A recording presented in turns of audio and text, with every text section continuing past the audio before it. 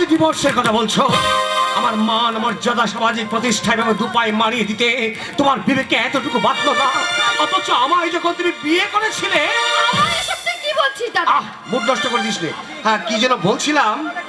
কথা দেখতে পেলে তুই বল, আমি বলছি আমায় যখন তুমি বিয়ে করেছিলে। আমায় যখন তুমি বিয়ে করেছিলে তখন আমার এই সবগুলো ছিল তোমার একান্ত কামনার বস্তু।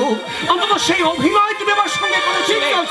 জীবনকে রেশমি সুতোর মতো যুগের হাওয়ায় উড়িয়ে দিলে তাতে ভোগের ক্ষুধা নিবৃত্তি হয়, কিন্তু জীবন তাকে জীবনের ঠিকানা হারিয়ে ফেলে। জানো বেড়ে লিখেছিস মাইরি, বলাটা কেমন লাগলো মা?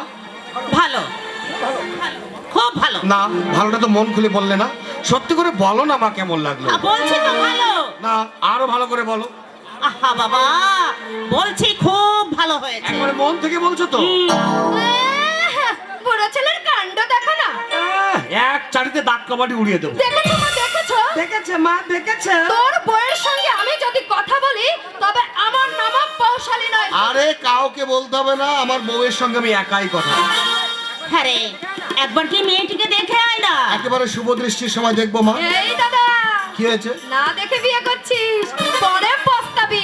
তোর কপালে নির্ঘাত শেওড়া গাছের পেতনি জুটবে। আর আমরাও দেখে শুনে তোমাকে একটা বুড়ো হেপো রুগীর গলা ঝুলিয়ে দেব। হাঁপাতে হাঁপাতে কাশতে কাশতে তোমাকে আদর করতে করতে বলবে, বৌঠানি আমি তো বোতল ডাঙা টিকিট কেটে বসে আছি, তোমার মায়ায় দায় দায় করেও খেতে পারছি না। দেখেছো কি বিশ্রী কথা বলে? ওর কথায় তুই কান দিস নে। আচ্ছা ঠিক আছে, আমি আমার পাঠে মন দিচ্ছি। হ্যাঁ রে, অভিষেককে নিয়ে তুই একবার জানা মেয়ে। আরে যাবার দরকার কি, বিজন বাবুর মুখে শুনেছি মেয়ে খুব ভালো।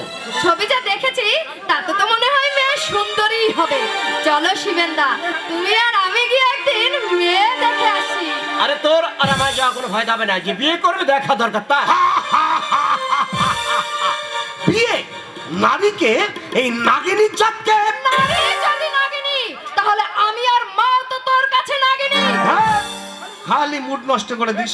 বেশ কায়দা করে এনেছিলাম, দিলি তো সব ভন্ডুল করে। ওটা তো নাটকের সংলাপ। আরে হ্যাঁ রে, দেখ না শিবেটা সংলাপটা কি দারুণ লিখেছে। বিয়ে নারীকে, নাগিনীর জাতকে। আগে নারীর গুণ নির্ণয়ের অভিজ্ঞতা অর্জন করো, তারপর বিয়ে করো। যৌন ক্ষুধার উদগ্র কামনায় যারা পুরুষকে ভালোবাসে তারাই নাগিনী। কি একটা আজেবাজে বিষয় নিয়ে নাটক লিখেছিস, আর কোনো গল্প পাসনি? সমাজে যা ঘটছে আমি সেই বাস্তব চিত্র তুলে ধরেছি আমার এই সমাজ দর্পণ নাটকে। এখন তো সমাজের এই চিত্র মাসিমা। কি চিত্র? লক্ষ বছর পেরিয়ে এসে